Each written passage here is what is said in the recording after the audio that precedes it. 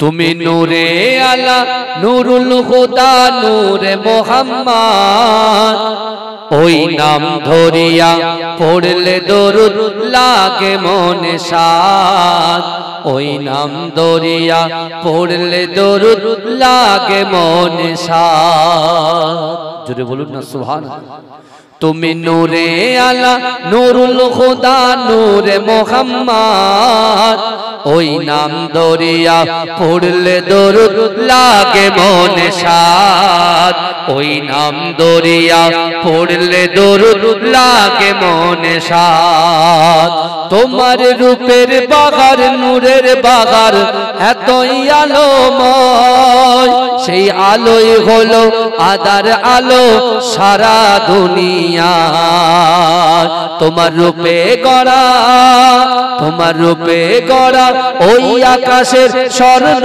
মাখা চাঁদ ওই নাম ধরিয়া পড়লে দরুদ লাগে মনে শাদ ওই নাম ধরিয়া পড়লে দরুদ লাগে মনে শাদ ইয়া রাসূলুল্লাহ ইয়া হাবিবাল্লাহ ইয়া রাসূলুল্লাহ ইয়া হাবিবাল্লাহ ইয়া রাসূলুল্লাহ ইয়া হাবিবাল্লাহ ইয়া রাসূলুল্লাহ ইয়া হাবিবাল্লাহ তোমার নামের দরুদ দুলে দুলে গাইছে নানান ফুল ওমর গুনগুনিয়ে পড়ছে দরুদ মুহাম্মদ রাসূল তোমার নামের দরুদ দুলে দুলে গাইছে নানান ফুল ওমর গুনগুনিয়ে পড়ছে দরুদ মুহাম্মদ রাসূল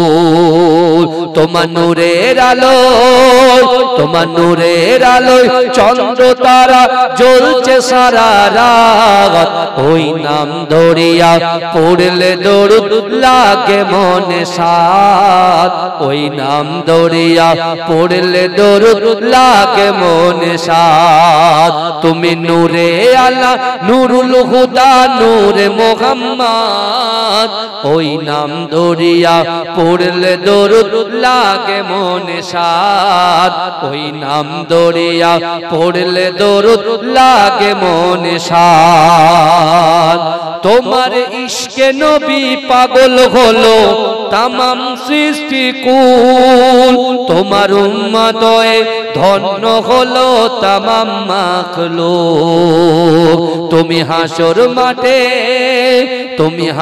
মাঠে করো মোদের একটু সাফায়াত ওই নাম ধরিয়া পড়লে দরুদ লাগে মনে শাদ ওই নাম ধরিয়া পড়লে দরুদ লাগে মনে শাদ তুমি নূরে আলা নূরুল হুদা নূরে মোহাম্মদ ওই নাম ধরিয়া পড়লে দরুদ লাগে মনে শাদ ওই নাম ধরিয়া পড়লে দরুদ লাগে মনে শাদ আল্লাহুম্মা আমার মরণ যদি হয় সোনার মদিনায় আমার দাফন যদি হয় সোনার মদিনায় ওই মদিনার ধুলাবালি লাগবে আমার গায় আমার মরণ যদি হয় সোনার মদিনায়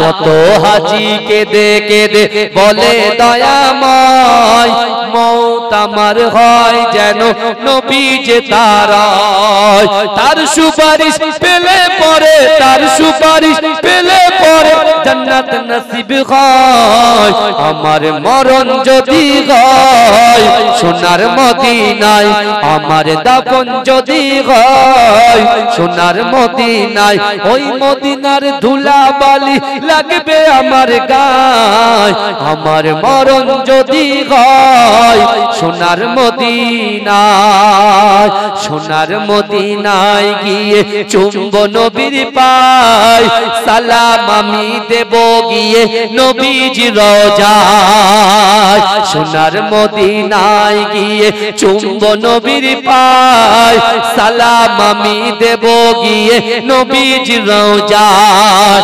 নিরালায় কাঁদিব ওই খোদারি কাবায় আমার মরণ যদি হয় সোনার মদিনায় আমার দাফন যদি হয় সোনার মদিনায় ওই মদিনার ধুলা বালি লাগবে আমার গায় আমার মরণ যদি হয় সোনার মদিনায় আল্লাহুম্মা সাল্লি আলা কিন্তু আমার ভাইজানেরা ও নবী পাকের উম্মত উম্মতিরা ও নবী দেবানারা ধরেন আপনার বাড়িতে একটা 1.5 বছরের বাচ্চা আছে ভালো করে বুঝবেন বাবা ও যুবকেরা ও নবী পাকের উম্মত উম্মতিরা ধরেন আপনার বাড়িতে 1.5 বছরের একটা বাচ্চা আছে সবে মাত্র হামাগুড়ি দিতে শিখেছে কিন্তু না না না আপনার বাড়ির উঠানের সামনে বড় একটা পুকুর আছে সকালবেলা আপনি কাজের জন্য বার হচ্ছেন কিন্তু না না না আপনার সোনা মানিকটা ওই উঠানে হামাগুড়ি দিচ্ছে কিন্তু আপনি বাপ হিসাবে আপনি মা হিসাবে ওই সন্তানের দিকে তাকিয়ে আছেন কেন তাকিয়ে আছেন না না না আমার সোনা মানিকটা সবে মাত্র হামাগুড়ি দিতে শিখেছে এখন যদি আমি তার দিকে না তাকাই হয়তো হামাগুড়ি দিতে দিতে ওই পুকুরের পাড়ে চলে যাবে তার জীবন হানি হতে পারে ইন্তেকাল হয়ে যেতে পারে বিপদ হয়ে যেতে পারে আপনি আপনার সোনা মানিককে বড় পছন্দ করেন ভালোবাসেন প্যার করেন কিন্তু যুবকেরা তাই তো আপনি আপনার সন্তানের দিকে তাকিয়ে আছেন কিন্তু না না না আমার পরওয়ারদিগার আল্লাহ পাক তার বান্দা বান্দিকে আল্লাহর রাসূলের মুহাব্বতে আল্লাহর রাসূলের ওসিলায় কত মুহাব্বত করেছে দেখেন ও যুবকেরা তোমার আমার তো কোরআনের সাথে সম্পর্ক নাই আল্লাহর কোরআন বলছে বান্দা না না না ফাইনামা তুআল্লু ফাসাম্মা ওয়াজহুল্লাহ আমার আল্লাহ বলে বান্দা আমি আল্লাহ তোমাদেরকে এত মুহাব্বত করি ভালোবাসি ও বান্দা শোনো শোনো শোনো শোনো তোমরা যখন ডান দিকে তাকাও ওই ডান দিকে আমি আল্লাহ আছি তোমরা যখন বাম দিকে তাকাও ওই বাম দিকে আমি আল্লাহ আছি তোমরা যখন সামনে তাকাও সামনেও আমি আল্লাহ আছি ও বান্দা তোমরা যখন পিছনে তাকাও পিছনেও আমি আল্লাহ আছি জোরে বলে আল্লাহ ভালোবাসে কি বাসে না কথা বলে কিন্তু আমার ভাইজানেরা হে নবী পাকের উম্মত উম্মতিরা হে নবী দেবানারা বিশ্ব নবী রাসূলুল্লাহ সাল্লাল্লাহু আলাইহি ওয়াসাল্লাম মক্কা জীবনে আল্লাহর রাসূল মক্কি জীবনে আবু কুবাইস পাহাড়ের নিচে আল্লাহর রাসূল কোরআন তেলাওয়াত করে ও যুবকেরা আল্লাহর রাসূলের কোরআন শুনে মুসলিম জানের প্রথম খলিফা হযরত আবু বকর সিদ্দিক রাদিয়াল্লাহু তাআলা আনহু আমার দয়ার নবী মুস্তাফা সাল্লাল্লাহু আলাইহি ওয়াসাল্লামের হাতে হাত দিয়ে মুসলমান হয়েছিলেন ও যুবকেরা বিশ্ব নবী রাসূলুল্লাহ সাল্লাল্লাহু আলাইহি ওয়াসাল্লামের কোরআন শুনে আল্লাহ রাসূলের মুহাব্বতে সাহাবা যুবকদের ভিতর থেকে হযরত আলী রাদিয়াল্লাহু তাআলা আনহু আল্লাহ রাসূলের হাতে হাত দিয়ে কলেমা পড়ে মুসলমান হয়েছিলেন ও যুবকেরা বিশ্ব নবী রাসূলুল্লাহ কোরআন তেলাওয়াত শুনে মুসলিম জানে আম্মা জান আল্লাহ রাসূল সাল্লাল্লাহু আলাইহি ওয়াসাল্লামের কোরআন শুনে মহিলাদের ভিতর থেকে আম্মা জান খাদিজাতুল কুবরা রাদিয়াল্লাহু তাআলা আনহা আল্লাহ রাসূলের হাতে হাত দিয়ে কলেমা পড়ে মুসলমান হয়েছিল ও যুবকেরা আল্লাহর রাসূলের কোরআন শুনে আল্লাহর রাসূলের কোরআন শুনে আল্লাহর রাসূলের পালক পুত্র হযরত যায়েদ রাদিয়াল্লাহু তাআলা আনহু আল্লাহর রাসূলের হাতে হাত দিয়ে কলেমা পড়ে মুসলমান হয়েছিলেন জোরে বলুন না সুবহানাল্লাহ একে একে যখন মুসলমান হচ্ছে একে একে যখন আবু জেহেল আবু লাহাব উতবা মুগীরা খালিদ আবু সুফিয়ান এদের দল থেকে কেটে রাসূলুল্লাহর দলে যখন আসছে এই বুঝছেন যারা আসছে তাদের ভিতরে অনেকে ধনী আর অনেকে গরীব এই শুনছেন যারা আসছে অনেকে গরীব আবার অনেকে ধনী কিন্তু কাফেররা কাদেরকে টার্গেট করছে রাসূলুল্লাহর হাতে যারা ধনী শ্রেণীর মানুষ, যারা হাতে হাত দিয়ে কলেমা পড়ে মুসলমান হয়েছে, তাদের টার্গেট করছে না, গরিব যারা তাদেরকে টার্গেট করছে। এই শুনছেন আপনারা? আল্লাহর রাসূল সাল্লাল্লাহু আলাইহি ওয়াসাল্লামের কাছে একজন গরিব সাহাবা এসে আল্লাহর রাসূলকে বলছে, ইয়া রাসূলুল্লাহ, আমরা যখন রাস্তা দিয়ে আপনার সান্নিধ্য অর্জন করার জন্য যখন আসি, তখন মক্কার কাফেররা আমাদেরকে বলে আমরা নাকি ক্ষতিগ্রস্ত হয়ে গেছি, আমরা নাকি ক্ষতির মধ্যে নিমজ্জিত হয়ে গেছি। ইয়া রাসূলুল্লাহ, আপনি নিজেই বলেছেন, লা ইউমিনু আহাদুকুম হাত্তা আকুনা আহাব্বা ইলাইহি মিন ওয়ালিদিহি ওয়া ওয়ালাদিহি ওয়ান নাসি আজমাইন। আপনি নিজেই বলেছেন, আমার সাহাবারা, তোমরা ততক্ষণ পর্যন্ত পূর্ণ ঈমানদার হতে পারবে না যতক্ষণ তোমাদের পিতা মাতা সন্তান সন্ততি আত্মীয় পরিজন পাড়াবাসী গ্রামবাসী এমনকি নিজের জীবনের থেকে বিশ্বনবী রাসূলুল্লাহকে মুহাব্বত করতে হবে, তাহলে তোমরা হবে ঈমানদার। জোরে বলুন না সুবহানাল্লাহ। ইয়া রাসূলুল্লাহ, এই মুহূর্তে আপনার সামনে দাঁড়িয়ে আপনার মহব্বতে আমরা জীবন দিতে প্রস্তুত। জোরে বলেন, আমরা জান দিতে প্রস্তুত। কাফেররা আমাদেরকে বলছে আমরা নাকি ক্ষতিগ্রস্ত হয়েছি, আপনার হাতে হাত দিয়েছি বলে আমরা নাকি ক্ষতিগ্রস্ত হয়ে গেছি, আমরা নাকি ক্ষতির মধ্যে নিমজ্জিত হয়ে গেছি, আমরা লাঞ্ছিত হয়েছি, অপমানিত হয়েছি। আল্লাহ রাসূলের কাছে এসে নালিশ করছে, ভাইজান আমার আল্লাহ সব সহ্য করতে পারে, আমার রাসূলুল্লাহ চোখের পানি আমার আল্লাহ সহ্য করতে পারে না। জোরে বলেন, জোরে বলবেন না, চিৎকার দিয়ে হবে না, একটু গর্জন করে, একটা ঘন্টা একটু গর্জন করে বলেন না সুবহানাল্লাহ, নারে তাকবীর, নারে তাকবীর। আমার ভাইরা, আপনার উম্মতদের ভিতরে দুটো দল হবে, কোথায়? এক দল যাবে জান্নাতে আর এক দল যাবে জাহান্নামে। রাসূল যেই শুনেছে আমার উম্মত জাহান্নামে যাবে, রাসূলুল্লাহ ঝরঝর করে কাঁদছেন। আল্লাহ বলছে, হাবিব দাঁড়ান, আমি আপনাকে আরো কি বলি সেটা শুনেন। আমি আপনাকে বললাম আপনার একদল উম্মত জান্নাতে যাবে আর একদল উম্মত জাহান্নামে যাবে, কিন্তু হাবিব আমি তো আপনাকে একটা স্পেশাল পাওয়ার দেব, স্পেশাল ক্ষমতা দেব, যে ক্ষমতা এই জাহান্নামের ভিতরে যত উম্মত থাকবে আপনি যার দিকে ইশারা করবেন আমি আল্লাহ আপনার ইশারার মাধ্যম দিয়ে আমি তাকে জান্নাতে পৌঁছে দেব। এজন্য বলবেন আমার রাসূলুল্লাহর পাওয়ার দেখেন, ইজ্জত দেখেন, সম্মান দেখেন, আর সেই রাসূল আমাদেরকে সম্মানিত করেছে। আপনি যদি আল্লাহও সম্মানিত করেছেন, রাসূলুল্লাহও সম্মানিত করেছেন।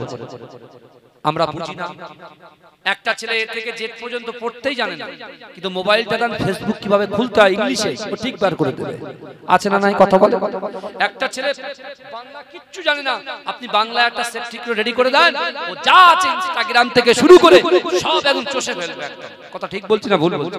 মানুষ হচ্ছে অভ্যাসের দাস, মানুষ কিসের দাস? অনেক জায়গায় কানারা, যারা কানা, আল্লাহ যাদেরকে কানা করেছে আমরা তাদেরকে তাচ্ছিল্য করি, কিন্তু অনেক কানা আছে তারা কোরআনে হাফেজ, আর আমাদের চোকালা হয়ে আমরা এক পারা কোরআন পড়তে পারবো না, একটা রুকু কোরআন পড়তে পারবো না। এরকম আছে না নাই কথা বলে? এরকম মুসলমান বলে দাবি করে, এখনো কোরআনে ছুঁয়েও দেখেনি, এরা মুসলমান আছে না নাই কথা বলে? আমার ভাইরা ভালো করে বলে, আল্লাহ সম্মানিত করেছেন, রাসূলুল্লাহ সম্মান দিয়েছেন। আল্লাহ কি সম্মান দিয়েছেন? আপনি টোটো চালান, আল্লাহর কাছে আপনি সম্মানিত। জোরে আপনি ভ্যান চালান, ইঞ্জিন ভ্যান, আপনি সাইকেল চালান, আপনি দুতলা বাড়িতে থাকেন, আপনি খড়ের বাড়িতে থাকেন, আপনি মাটির বাড়িতে থাকেন, ইজ্জত আল্লাহ দিয়েছে। দুনিয়ার মানুষের কাছে আমরা কুকুরের মতো ঘুরে বেড়াই ইজ্জতের জন্য, কিন্তু আল্লাহর কোরআনের কাছে গিয়ে দেখো, আল্লাহর কোরআন বলছে বান্দা ওয়ালাকাদ কাররামনা বানি আদম, আমি আল্লাহ পাক রব্বুল আলামিন বানি আদম সন্তানকে ইজ্জত দিয়েছি, সম্মান দিয়েছি। জোরে বলেন, জোরে বলবেন না সুবহানাল্লাহ। আল্লাহ সম্মানিত করেছে, আমরা মানুষের পিছনে সম্মানের জন্য দৌড়াই। আরেকটু ভালো করে শুনেন, আমরা মানুষকে তাচ্ছিল্য করি, তাচ্ছিল্য করি, কুরুচিকর মন্তব্য করি, বলি ও কালো, ও বেকা, ও টেরা, ও নাক বেকা, ও মুখ বেকা, ও হাত বেকা, ও মুখ বেকা, ও তমুক বেকা। তুমি কাকে বলছো? আমি তোমার বুকে হাত দিয়ে, তোমার মাঝখানে হুজুর পীর কেবলার আওলাদ হিসেবে তুমি বুকে হাত দিয়ে বলো যে আল্লাহর মাখলুক কখনো খারাপ হতে পারে? এই কথা বলেন ভাই, আল্লাহর মাখলুক কখনো খারাপ হতে পারে? এই পৃথিবীতে যা কিছু দেখছেন, এই চোখ দিয়ে যা কিছু দেখছি, কে সৃষ্টি করেছে? জোরে বলেন ভাই, আল্লাহ সৃষ্টি করেছে, আল্লাহ সৃষ্টি। আমরা সবাই ভালো মানুষ, শয়তান আমাদেরকে শেষ করে দিচ্ছে। আমাদের যুবকগুলো সব ভালো, এরা নামাজি পরহেজগারী, কিন্তু এদেরকে নামাজে যেতে দেয় না ইবলিস, শয়তান। শয়তান কিভাবে তাড়াতে হবে? শয়তান তাড়িয়ে দিতে পারলেই ঠিক নামাজ পড়বে, কথা ঠিক না? কিন্তু আমার ভাইরা, আমরা যাদেরকে কুরুচিকর মন্তব্য করি, যাদেরকে বাজে বাজে ভাষা দিই, আমরা বলি ও কালো, ও ছেলেটা কালো, বেকা, ও টেরা, ও মেয়েটা কালো, বেকা, টেরা, বেকা, হ্যাঁ প্রতিবন্ধী, অমুক তমুক, এ বলি কি বলি না? কথা বলে, আগে কথা বলতে হবে ভাইয়া। আপনি আল্লাহর কোরআনের সাথে কথা বলেছেন, আল্লাহ তোমার ইজ্জত কি দিয়েছে? হ্যাঁ, আরে মুকেশ আম্বানি, নীতা আম্বানি থেকে তোমার দাম বেশি, এটা মাথায় রাখবে। আল্লাহর কোরআন অনুযায়ী কথা বলছি। আপনি দেখেন, আমরা দুনিয়ায় ও বেকা, ও টেরা বলে ঝামেলা করছি, আর এদিকে আল্লাহ কোরআন পাকের ভিতরে বলছে বিসমিল্লাহির রহমানির রহিম, ওয়াত-তিন ওয়াজ-যাইতুন ওয়া তুরি সিনিন ওয়া হাযাল বালাদিল আমিন। আল্লাহ কটা কসম খেলেন? চারটে। এই কথা বলে না, কটা কসম খেলেন? চারটে কসম খেলেন আল্লাহ। এই আমাদের জন্য, মায়েদের জন্য, যুবকদের জন্য আল্লাহ চারটে কসম খাচ্ছেন। কি? ওয়াত-তিন, ডুমুরের কসম, ওয়াজ-যাইতুন, যাইতুন তেলের কসম, ওয়া তুরি সিনিন, সিনাই তুর পাহাড়ের কসম, যে পাহাড়ে নবী মুসা আলাইহিস সালাতু ওয়াস সালাম আল্লাহর সঙ্গে কথা বলতেন। জোরে বলুন। ওয়া হাযাল বালাদিল আমিন, নিরাপদ শহর মক্কা নগরীর কসম। এই চারটে কসম খাওয়ার পরে তোমাকে, আমাকে, আমরা যারা বলি ও বেকা, ও কালো, আল্লাহ আমাদেরকে উভয়কে আল্লাহ কত ইজ্জত দিচ্ছেন দেখেন।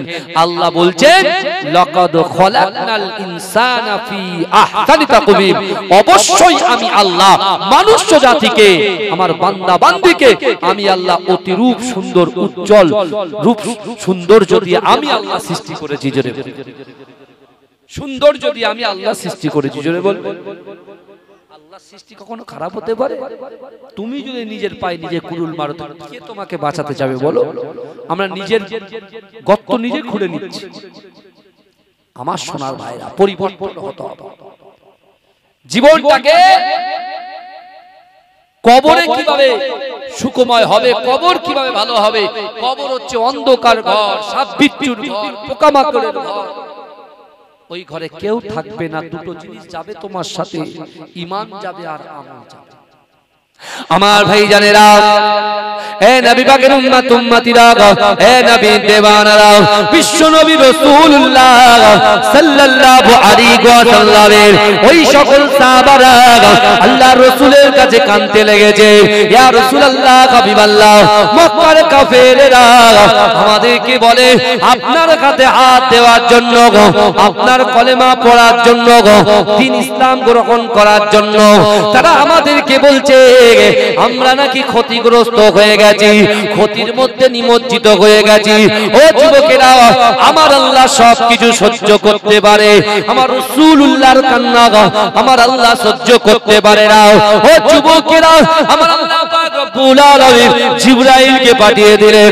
ও জিবরাইল, চলে যাও, চলে যাও, আমার হাবিবুল্লাহর চোখের পানিটাকে মুছিয়ে দাও।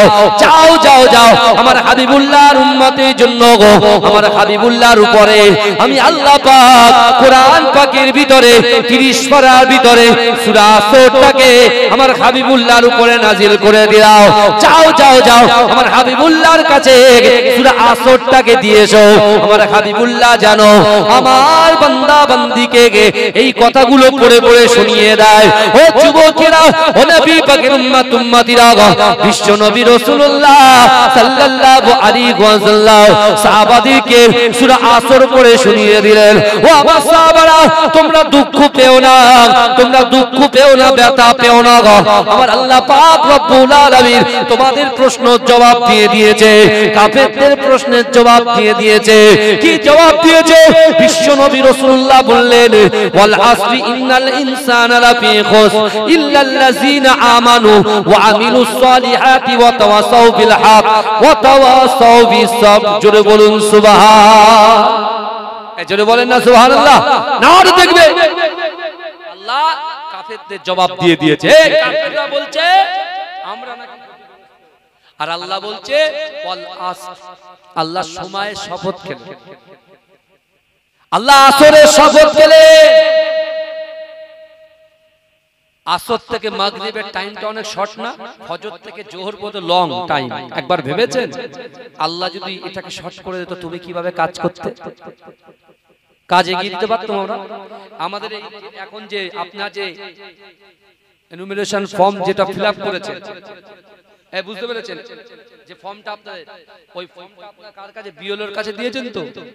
হ্যাঁ, বিএলও আবার ওটাকে মোবাইলে অ্যাপসে গিয়ে ওটাকে আপনার ওই যে আধার নাম্বার লিখে দিয়েছেন, এপিক নাম্বার, মায়ের নাম, বাপের নাম, আত্মীয়ের নাম দিয়েছেন না? ওটা তুলতে হবে। ওটা তুলতে গিয়ে নেটের এত সমস্যা হচ্ছে, বারবার কেটে যাচ্ছে, বারবার কেটে যাচ্ছে, বারবার কেটে যাচ্ছে। বুঝতে পারছেন না? এই জলসা করে যাব, 3টের সময় বসবো, সকাল 8টা বাজবে। কটা হবে ভাই? কটা হবে? মাস্টাররা ব্যাপক মজায় আছে। কে বলেছে মজায় আছে? জ্বালায় আছে। বুঝতে পেরেছেন? একজন বলছে যে কাঁচা পয়সা নিচ্ছেন তো। ভাই পয়সাটা বড় কথা, এটা জীবনের ব্যাপার আছে না? এই কথা বলেন। একটা মানুষ হঠাৎ করে যদি কিছু না হয়, দেখেন এখান থেকে আপনাকে তাড়িয়ে দেবে না, আপনি ভোটটা দিতে পারবেন। ভোটটা দিতে পারবেন। ভারত হচ্ছে গণতান্ত্রিক দেশ, আপনি স্বাধীনভাবে ভোট দিতে পারবেন না? তাহলে এখন যদি আপনার নামটা যদি না আসে, আধা সামরিক বাহিনী দিয়ে তো এখন ভোট হবে, তখন তো আপনাকে ঢুকতে দেবে না, রুলারের বাড়িতে গরম করে ছেড়ে দেবে। বুঝতে পারছেন? আর ভোট যখন আপনি দিতে পারবেন না, মন খারাপ হয়ে বাড়ি বসে থাকবে, কি করে হবে? বুঝতে পারছেন? এটা ভোট কাটার ব্যাপার, আর কিছু না। বুঝতে পেরেছেন? আরো অনেক ব্যাপার আছে, সেটা প্রকাশ্যে বলার আমি এখন এই মুহূর্তে এই মাজলিসে ঠিকঠাক মনে করছি না। বুঝতে পেরেছেন? কিন্তু আমার বাবাজি ঠিক যেমন প্রবলেম একের পর এক এই আসরের থেকে আপনার ফজরের থেকে জোহর পর্যন্ত আল্লাহ কাজ করার টাইম দিয়ে দিয়েছেন হিউজ বান্দাদের ভালাইয়ের জন্য। জোরে বলেন, জোরে বলবেন না? আসরে যখন ব্রেক টাইম হয়, তখন ব্রেকের সময় 5 মিনিট নামাজ পড়া যায়, কথা বলে না? ফরজটা আদায় করে নিলেন, সুন্নাতটা পড়ে দিলেন, সেটা ব্যাপারটা আলাদা। ফরজ নামাজ তো পড়তেই হবে নাকি? কথা বলে না? তারপরে দেখেন জোহর থেকে আসর, জোহর থেকে আসর এটা তবুও মোটামুটি একটা লং, কিন্তু আসর থেকে মাগরিবটা না কাছাকাছি না? তা আল্লাহ এটাই বোঝাতে সময় ফুরিয়ে যাচ্ছে, আগে পরিবর্তন হয়। তা আল্লাহ সময়ের শপথ বান্দাকে বোঝাচ্ছে। বান্দা বলছে এখন তো আমার যৌবন আছে, মাত্র 35 বছর বয়স, আরে এখন তো এনজয় করব, সস্তেনগাছির মাঠে যাব, এই মাঠে এসে খেলবো, এই করব সেই করব। কিন্তু নামাজের জায়গা 8 নম্বর, কোরআনের জায়গা 8 নম্বর, শরিয়াতের জায়গা 8 নম্বর, সব বেকার। শুধু মুখে বলি আল্লাহকে ভয় করি, ভালোবাসি, নিটফল সব -0, -0। ওই জন্য আল্লাহ কোরআনে কি বলছেন? খারাপ লাগছে না গিয়ে যুবক ভাই? খারাপ লাগছে? কথাগুলো ঠিক বলছি। আমি যদি না করি আল্লাহ আমার জিভটা ধরে কাটবে। আল্লাহ বলে তুই ডায়লগ দিছিস, তুই নিজেই করিস। বুঝতে পারছেন? মার আমি খাবো, চিন্তা করার কোনো কারণ নেই। কিন্তু কথাগুলো বুঝতে পারছেন? এখন আল্লাহর রাসূল আল্লাহ কোরআনে ওই আসরের কসম খেলেন। সূরা 3 আল্লাহ কটা কসম খেয়েছেন মনে আছে তো? 4টে। আল্লাহ 4টে, আর আসরে একটা কসম কি আল্লাহ বলেছেন ইন্নাল ইনসানা লাফি খুসর, নিশ্চয়ই মানুষ ক্ষতিগ্রস্ত। কাফেররা বলছে তোরা ক্ষতিগ্রস্ত, কাদের? মুসলমানদেরকে বলছে। যারা রাসূলুল্লাহকে ভালোবাসে তাদেরকে বলছে তোরা ক্ষতিগ্রস্ত। আর আল্লাহ বলছেন নিশ্চয়ই মানুষ ক্ষতিগ্রস্ত। তারপর আল্লাহ বলছেন ইল্লা, তারা ক্ষতিগ্রস্ত নয়, আল্লাযিনা আমানু, যারা ঈমান এনেছে। জোরে বলে, জোরে হবে না? আল্লাহ বলছেন মানুষ ক্ষতিগ্রস্ত, কিন্তু তারা নয়, আল্লাযিনা আমানু, যারা ঈমান এনেছে, ওয়া আমিলুস সালিহাতি, যারা নেক কাজ করেছে, ভালো কাজ করেছে, সৎ কাজ করেছে, ওয়া তাওয়াসাউ বিল হক, যারা হকের উপরে প্রতিষ্ঠিত, ওয়া তাওয়াসাউ বিস সবর, যারা সবর করেছে, ধৈর্য ধরেছে, তারা কখনো ক্ষতিগ্রস্ত হতে পারে না। জোরে বলে, জোরে বলবেন না? এটা চিৎকার দিয়ে হবে না। কিন্তু আমার ভাই জানেরা, হে নবী পাকের উম্মত উম্মতিরা, হে নবী দেবানারা, বিশ্ব নবী রাসূলুল্লাহ সাল্লাল্লাহু আলাইহি ওয়াসাল্লাম আল্লাহর কোরআন দিয়ে তাদেরকে বুঝিয়ে দিলেন যে না না না, যারা ঈমানদার, যারা সৎ কাজ করে, যারা হক কথা বলে, যারা সবর করে, তারা কখনো ক্ষতিগ্রস্ত হতে পারে না। ও যুবকেরা, বিশ্ব নবী রাসূলুল্লাহ সাল্লাল্লাহু আলাইহি ওয়াসাল্লাম কাবা শরীফের পাশে আমার দয়ার নবী কোরআন শুনে মক্কার কাফেরগুলো পাগল হয়ে যায়, মক্কার নারীগুলো পাগল হয়ে যায়, মক্কার যুবকগুলো পাগল হয়ে যায়। কিন্তু না না না, ও যুবকেরা, উমাইয়া ইবনে খাল ইথিওপিয়া থেকে হযরতে আল্লাহর রাসূলের মুয়াজ্জিন বেলালকে খরিদ করে নিয়ে এসেছে। ও যুবকেরা, বেলালকে যখন উমাইয়া ইবনে খাল বেলালকে যখন খরিদ করে নিয়ে এসেছে, ও যুবকেরা, কালো বেলালকে পেটে বেলালকে তোতলা বেলালকে কত কষ্ট দিয়েছে, লাঞ্ছিত করেছে, অপমান করেছে। ও যুবকেরা, বেলাল একদিন অসুস্থ, এত অসুস্থ, উমাইয়া ইবনে খাল উমাইয়া বলছে না না, এ বেলাল, আগামীকাল আমার বাড়িতে অনেক মেহমান আসবে, এই নাও এক বস্তা চাল দিলাও, এই চালটাকে তোমাকে আটা করতে হবে। ও যুবকেরা, উমাইয়াকে তখন বেলাল জিজ্ঞাসা করলেন কতজন আসবে, বেলালকে একটা কথা বলে দিলেন, বেলাল শুনে নিল। কিন্তু যুবকেরা, ও নবী পাকের উম্মত উম্মতিরা, সারা রাত এত কষ্ট বেলাল পায়, ঠক ঠক ঠক ঠক করে কাঁপে। ও যুবকেরা, রোগ অবস্থায় বেলাল কিন্তু কি করে, ওই আটাটা, ওই চালটা এমন করে চাকরিতে পিষে পিষে পিষে পিষে কিছু আটা বার করে নিলেন। কিন্তু যুবকেরা, ও নবী পাকের উম্মত উম্মতিরা, সকাল যখন উমাইয়া ইবনে খাল এসে বলল, এ বেলাল, তুই কি আটাটা পিষেছিস? বলছেন না না, কিছুটা হয়েছে কিছুটা হয়নি। বলে কেন হয়নি? বলে আমার শরীর অসুস্থ, আমি বেহুশ হয়ে যাই, আবার উঠি আবার বেহুশ হয়ে যায়, আমি চেষ্টা করেছি পারে না। কিন্তু যুবকেরা, ওই কাফের উমাইয়া ইবনে খাল বেলালকে এত মার মেরেছে, এত মার মারছে, আর ওই রাস্তা দিয়ে আমার আপনার নবী দয়াল নবী জনাবে মুহাম্মদুর রাসূলুল্লাহ সাল্লাল্লাহু আলাইহি ওয়াসাল্লাম ওই রাস্তা দিয়ে যায়, আমার দয়াল নবী বেলালের দিকে তাকায়। বেলাল আল্লাহর রাসূলকে নবী বলে চিনতেন না, কিন্তু না না না, আমার দয়াল নবীর বড় কষ্ট হয়। উমাইয়া বলছে না না, এক বস্তা চাল দিয়েছি, কেন আটা হলো না? ও যুবকেরা, আমার বিশ্ব নবী রাসূলুল্লাহ অন্তরটা কাঁদে, কিন্তু বেলালের কাছে যেতে পারে না। আমার আব্বা কিন্তু খুব শিক্ষিত মানুষ ছিলেন, বুঝতে পেরেছেন? তার ইংলিশ হাতের লেখা, হ্যান্ডরাইটিং, তার আরবি হাতের লেখা, হ্যাঁ, বাংলা হাতের লেখা এখনো আছে, দেখে নেবেন গিয়ে, পাগল হয়ে যায়। আল্লাহু আকবার। বড় বড় প্রফেসররা বলছে, আমার ভাইরা যখন পড়তেন আর কি Alia double title double M A, আমার ভাইরা যখন পড়াশোনা করেছেন, যখন প্রফেসররা বলছে যে হাতের লেখাটা কার রে, বলে আমার আব্বার। বলে তো আমার থেকে ভালো, প্রফেসররা বলছে আমার থেকে ভালো। এখন আজকে 4 চাকা করে গাড়িতে জলসা যাচ্ছে, আমার আব্বারা সাইকেল করে যেত, কথা ঠিক না ভুল? কথা বলে। আচ্ছা, সেই যুগের কথা এখন এই যুগে মেলালে তো হবে না, কথার কথা বলছি, এখন তো জেনারেশন চেঞ্জ হচ্ছে। কিন্তু আমার ভাইরা চিন্তা করেন তো, তাহলে মহাব্বত, ভালোবাসা জন্য তিনি তার বাড়ি ছেড়ে দিয়েছেন। হুজুর তখন কি দিতেন জানেন? আমার তখন 100 টাকা মানে বিশাল। আমার দাদা 100 টাকা করে নোট আমাদের হাতে দিত, কেন আমার দাদাও জানতো যে এদেরও আমার প্রতি হক আছে, হক আছে। আমার দাদা হকটা পূরণও করে গেছে। জোরে জোরে বলবেন না, চিৎকার দিয়ে বলা যাবে না। আল্লাহ, আমার ভাই বিশ্বনবী মুস্তাফা সাল্লাল্লাহু আলাইহি ওয়াসাল্লামের ইজ্জতের দাম আল্লাহ কত দিচ্ছেন। আল্লাহ বলছে, হাবিব শুনেন না, আপনার যেখানে রোগ উৎপত্তি হচ্ছে, আমি বলছি তো, আমি আপনার পা মুবারকে শান মান ইজ্জতকে আমি আল্লাহ এত আলা করে দিয়েছি, এত উচ্চ মাকাম দিয়েছি, আপনার পাটা ইয়াসরিবের জমিনে পড়ার সাথে সাথে আমি আল্লাহ মদিনা শরীফ বানিয়ে দেব। জোরে বলবেন না। আমার মরণ যদি হয় সোনার মদিনায়, আমার দাফন যদি হয় সোনার মদিনায়, ওই মদিনার ধুলাবালি লাগবে আমার গায়। আমার মরণ যদি হয় সোনার মদিনা।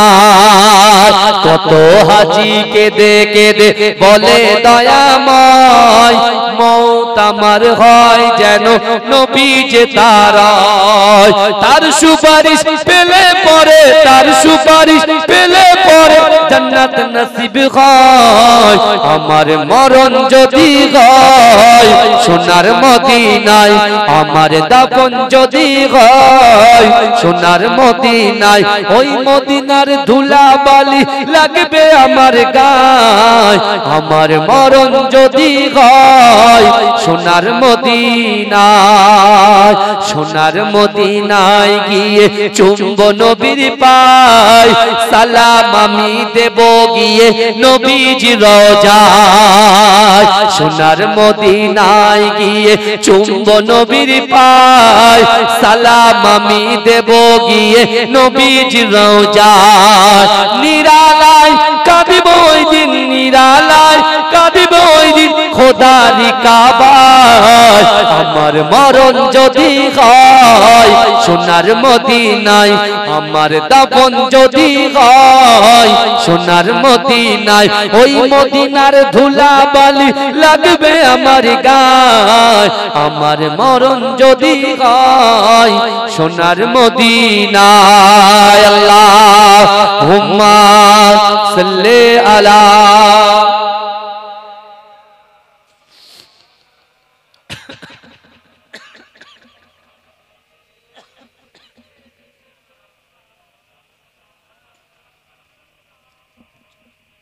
আমার বাবাজিরা ভাই, আল্লাহ রাসূল চলে গেলেন কোথায়?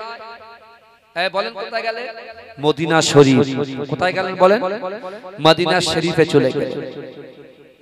মদিনা শরীফে যখন গেছেন, আমি কার নাম করেছিলাম? জলসা তো পারবে ভাই, তো শর্ট করতে হবে। কার নাম করেছিলাম? হযরতে সালমান ফারসি। মনে আছে? বলেছিলাম না একটা লাইন একটা কেটে সাইড করে, বুঝতে পারছেন না?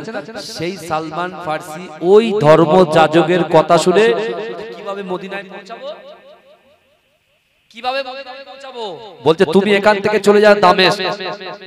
কোথায় চলে যাও? দামেস্কে চলে যাও।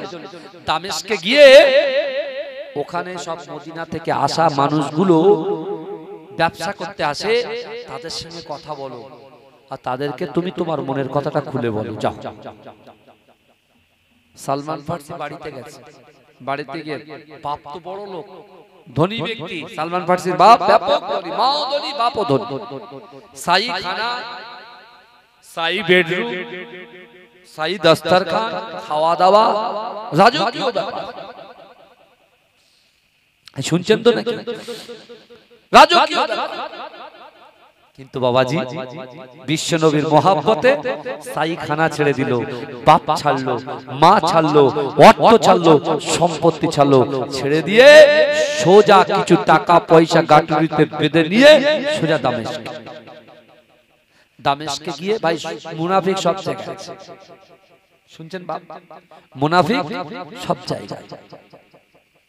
এখন দামেস্কে গিয়ে ও যেহেতু রাসূলুল্লাহর মহব্বতকে মনটা পুরো মদিনাওয়ালার কাছে আছে, মন তো নর। এক একটা মানুষ দেখবেন আগে লোক দেখলে ভয় করে। এরকম আমার মুরব্বী বাপরা বসে আছে, এক একটা লোক আছে তাদের রাজদম্প ছিল, যদি রাস্তা দিয়ে যেত ভয়তে সব সাইড হয়ে যেত। আর এখন তাদের দেখলে হ্যাঁ দাদু বলে গায়ে হাত দেয়, তাই না? কথা বলে গায়ে হাত। বুঝতে পেরেছেন? এই আমার বুঝতে পেরেছেন? আমার একটা আত্মীয় আছে আপনাদের এখানে, আমার বিআই সাহেব, বুঝলেন? এই পাশে বাড়ি, নামটা আমি ভুলে গেছি, যাই হোক, বুঝলেন? হ্যাঁ হ্যাঁ, আমাদের আমিরুল, আমার বিআই সাহেব, হ্যাঁ আমিরুল সাহেব, আমিরুল সাহেব, বুঝতে পেরেছেন? হ্যাঁ, আমার যে ভাগনার শ্বশুর মশাই, বুঝতে পেরেছেন? ওনার ওই ওখানেই এসে ওখানেই ছিলাম কিছুক্ষণ। তা আমি আমার বড় দুলাভাই খুব রাগী ছিলেন, জানেন? আমার বড় দুলাভাই আগে মাস্টার ছিলেন। আমার দাদা ভাই যে মাদ্রাসা আপনি জানেন, মাদ্রাসায় মুদারিসি করতেন, বুঝতে পারছেন তো? ব্যাপক রাগ ছিল। তা আমরা দুলাভাইকে দেখে, আমার দুলাভাই যদি ওখানে থাকতো আমরা এই দিক দিয়ে ঘুরে বেড়াতাম। আর এখন আমার এই ভাগনার মেয়ে থেকে শুরু করে যান আর দুলায় গায়ের উপরে উঠে লাফায়, আমরা মনে মনে ভাবি হাই হাই, এই সময়টা যদি পেতাম তাহলে অনেক কিছু হয়ে যেত। গায়ের উপরে লাফায় সব, বুঝতে পারছেন? হ্যাঁ, কিন্তু আমার বাবাজিরা এখন মন নরম হয়ে গেছে। সালমান ফার্সি তিনি যখন দামেস্কে পৌঁছেছেন, দামেস্কের ওই সকল মদিনার মানুষকে বলছে যে ভাই আমাকে একটু আরবে মদিনায় নিয়ে যাও না। বলে কেন তোমাদের নিয়ে যাব? বলতে শোনো না, প্রথমে বলে ফেলেছে যে আব্দুল্লাহর বেটা মোহাম্মদ মুস্তাফা, যার নাম হবে আহমদ, তিনি মদিনায় আসবে, আমি তার জন্য পাগল, আমি তার কাছে একটু যেতে চাই। জোরে বলুন না সুবহানাল্লাহ। যেই বলেছে মুনাফিক এরা বলছে যাক, একে আমরা কি করব, এর কাছ থেকে যা অর্থ সম্পদ আছে টেনে নেব এবং এই দামেস্ক থেকে আর মদিনা পর্যন্ত যত রাস্তা, এই রাস্তায় ওকে যত হুকুম, পানি আনা, চা আনা, অমুক আনা, তমুক আনা, সবাই দিয়ে করাবো, করিয়ে টাকা পয়সা দিয়ে একে মদিনায় গিয়ে বিক্রি করে দেবো। ওরা এই নিয়ত করেছে। ইনি বলছেন ভাই আমাকে বিক্রি করো, যাই করো, আমার জানে মারো, যাই করো, আমার মুস্তাফা জানে রহমতের কাছে একটু পৌঁছে দিও। জোরে বলেন, নিয়তে কত বরকত থাকে। আমার মা বোনেরা রাতের অন্ধকারে সারাদিন রান্না বান্না করে কুটুম টুটুম খাইয়ে দিয়ে, হ্যাঁ, এখন এসে বসেছে। আপনি কি ভাবছেন বলেন তো? ওরা যেটা করেছে ওটাও ইবাদত, এটা যেটা করছে এটাও ইবাদত, কিন্তু আপনি আছেন কোথায়? নিজের বাপের ভিটা ছেড়ে নিজের হাজবেন্ডের ভিটায় আছেন, স্বামীর ভিটায় আছেন, কিন্তু এখানে আপনি বসে আছেন, ওদিকে আপনার মা বাপ কবরে খুশি মানাচ্ছে। জোরে বলুন না সুবহানাল্লাহ। আমরা এখানে বসে আছি, আমাদের মা বাপ কবরে খুশি মানাচ্ছে। জোরে বলেন, কারণ কার সন্তানগুলো তারা জান্নাতের বাগানে কোরআন হাদিসের কথা শুনছে। জোরে বলুন না সুবহানাল্লাহ। জোরে হবে না, তাকবীর হবে না, নারে তাকবীর, নারে তাকবীর। আমার ভাই এদিকে এটা থাক, আলী হুজুর এবং হযরত বেলাল হুজুর যখন পুরো রেডি, এবার কি হচ্ছে দেখেন, আল্লাহ বলছে হাবিব রেডি হন। ইজা জা নাসরুল্লাহি ওয়াল ফাত ওয়া রাআইতান নাস ইয়াদখুলুনা ফি দীনিল্লাহি আফওয়াজা। জোরে বলুন সুবহানাল্লাহ। বিজয় আসবে, আর সব কি হবে, মুসলমান বুঝাচ্ছে হুড়ুড় করে সব চলে আসবে। আর যেই মুসলমান আল্লাহ বলছে হাবিব আপনি কিন্তু তাসবিহ ছাড়বেন, নামাজ ছাড়া, আপনি মনে করছেন এটা আপনার কৃতিত্ব, না, এটা আল্লাহর কৃতিত্ব। জোরে বলুন না সুবহানাল্লাহ। আমার ভাই জানেরা, হে নবী পাকের উম্মত উম্মতিরা, হে নবী দেবানারা, বিশ্ব নবী রাসূলুল্লাহ সাল্লাল্লাহু আলাইহি ওয়াসাল্লাম 10000 সাহাবাদেরকে নিয়ে আল্লাহ পাক হুকুম দিলেন, জান জান চলে যাও, মক্কাটাকে আমি আল্লাহ জয় করে দিলাম। হে যুবকেরা, আল্লাহ রাসূল যখন মক্কা জমিনে 10000 সাহাবাদেরকে নিয়ে আল্লাহর রাসূল যখন প্রবেশ করছে, হে যুবকেরা, যে সকল কাফের গুলো আল্লাহর রাসূলকে লাঞ্ছিত করেছিল, সাহাবাদেরকে অত্যাচার করেছিল, অপমানিত করেছিল, উৎপীড়ন করেছিল, নিপীড়ন করেছিল, হে যুবকেরা, ওই সকল সাহাবারা তাকবীর দিতে দিতে মক্কায় যখন প্রবেশ করলো, মক্কার কাফের গুলো, মক্কার বেঈমান গুলো, মক্কার ইহুদি গুলো একে একে ছুটে পালিয়ে যায়, একে একে ছুটে পালিয়ে যায়। না না না, ওই তো মুহাম্মাদের লোকজন এসে আমাকে হত্যা করে দেবে। ও যুবকেরা, ও নবী পাকের উম্মত উম্মতিরা, বিশ্ব নবী রাসূলুল্লাহ সাল্লাল্লাহু আলাইহি ওয়াসাল্লাম হারাম শরীফের পাশে দাঁড়িয়ে আছে। আল্লাহর রাসূলের কাছে একজন সাহাবা এসে অঝর নয়নে কাঁদতে কাঁদতে আল্লাহর রাসূলকে বলতে লাগলেন, ইয়া রাসূলুল্লাহ, ইয়া হাবিবাল্লাহ, না না না, যে সকল কাফের গুলো আমার মায়ের থেকে আলাদা করে দিয়েছে, স্বামীর থেকে আলাদা করে দিয়েছে, স্ত্রীর থেকে আলাদা করে দিয়েছে, সন্তানের থেকে আলাদা করে দিয়েছে, জন্মভিটা থেকে আলাদা করে দিয়েছে, ইয়া রাসূলুল্লাহ, হাবিবাল্লাহ, যারা আমাকে অপমান করেছে, অত্যাচার করেছে, একটা কাফেরকে আজকে দিনে ছাড়া হবে না। ইয়া রাসূলুল্লাহ, আপনি হুকুম দিন, আজকে তাদেরকে আমরা হত্যা করে দেব। ও যুবকেরা, আল্লাহর রাসূল কাঁদতে কাঁদতে ওই সাহাবাকে বলেছিলেন, ও সাহাবারা, না না না, আল্লাহ হচ্ছেন রব্বুল আলামিন, আমি হচ্ছি রাহমাতাল লিল আলামিন। আল্লাহ পাক আমি রাসূলুল্লাহকে ওমা আরসালনাকা ইল্লা রাহমাতাল লিল আলামিন করে পাঠিয়েছে। ও আমার সাহাবারা, না না না, আজকে দিনে আমি রাসূলুল্লাহ ঘোষণা দিলাম ওই সকল কাফেররা যারা পূর্ব দিনে আমাকে অত্যাচার করেছে, আমার সাহাবাদেরকে কষ্ট দিয়েছে, আজকে দিনে আমি ঘোষণা দিলাম ওই সকল কাফেরগুলোকে আমি রাসূলুল্লাহ ক্ষমা করে দিলাম।